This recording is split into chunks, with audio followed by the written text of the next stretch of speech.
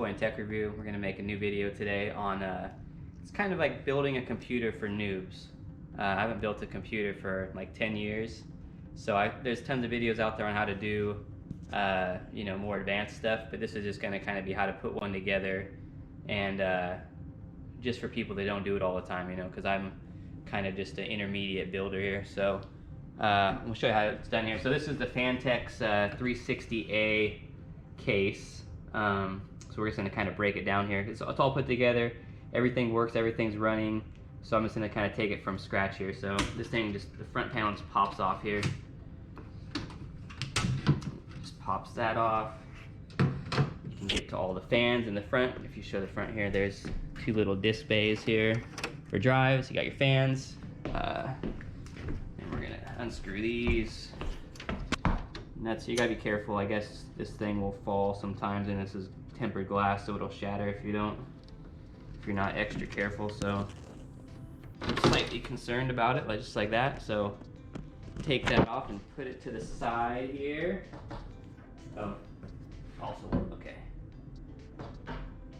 All right, and then we will take off the other side here, where all your cable management is going to be. Don't judge me here, because mine is not perfect, but it's good enough. This is just slides back and then pops right out. All right, so I will show you guys the rest of what I got here.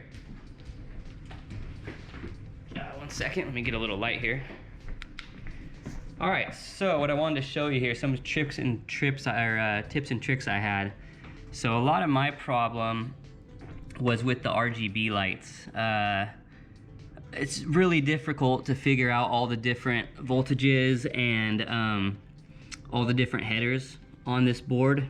I have the X570S master motherboard. So it was really tricky figuring out RGB headers. Like, you got one right here.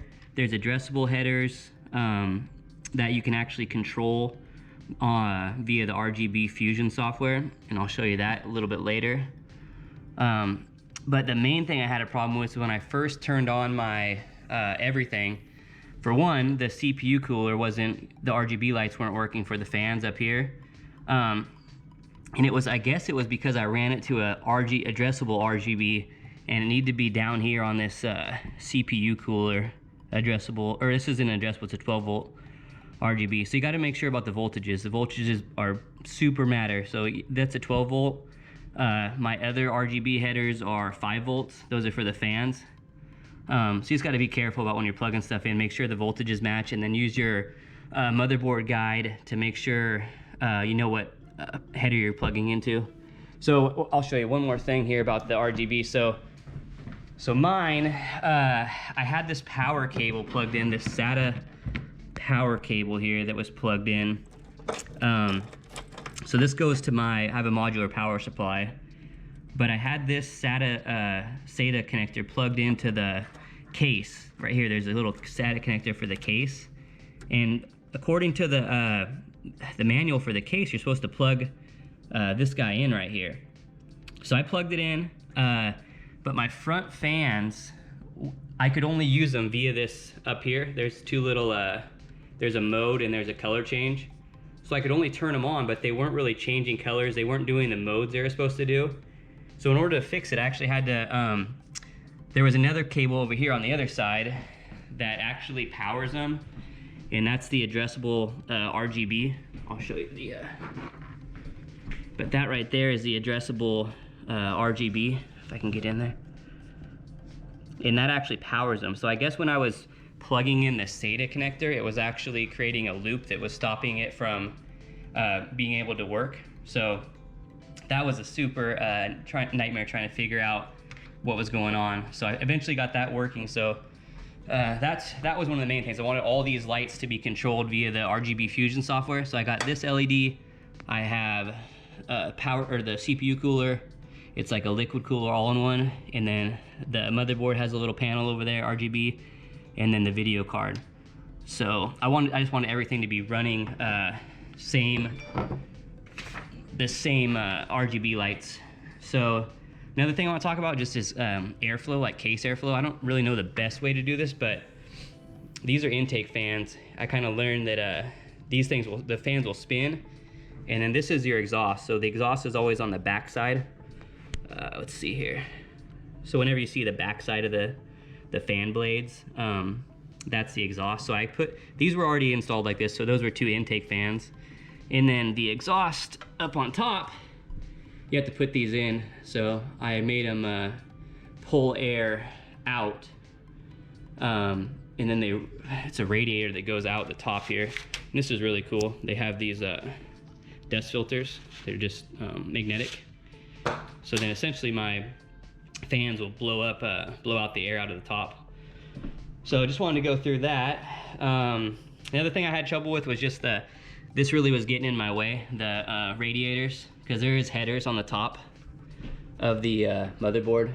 So you just don't want to block yourself in, and make sure that you can take these screws out. Like I was kept screwing stuff in and taking it out. So that was just a lesson learned, you know.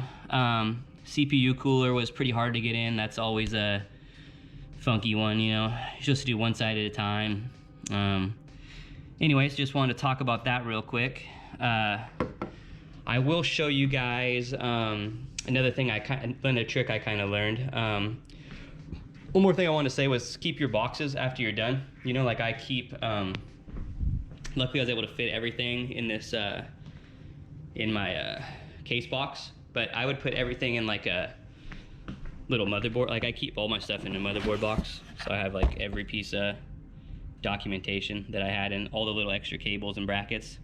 So it's all together in case I need to do it. So I'll show you guys what everything looks like here. Let me plug her back in here and get some power to this guy. So it's pretty cool here. And it booted up the first time, so that's what I was really happy about, was just booting it up and seeing everything come up and light up. So I'll show you one thing with activation, and then I'll show you the RGB Fusion software. But one thing I was worried about was saving. I didn't want to pay for another copy of Windows. So you're actually able to transfer your license. So if you look it up online, there's a few ways to actually deactivate your version. So you can like basically deactivate one end, and then I kept my Windows 8 box. So once I deactivated the old one, you can come into settings here.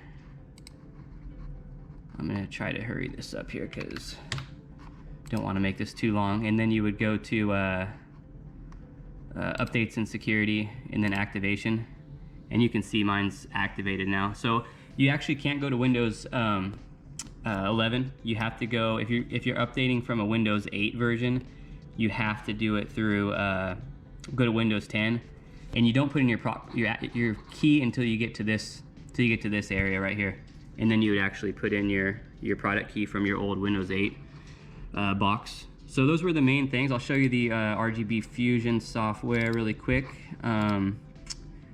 This is pretty cool because this is what I couldn't get working with my lights. Like my lights on the case weren't synchronizing, but now everything works, you know. So if I click on static here and then I change, you know, everything goes.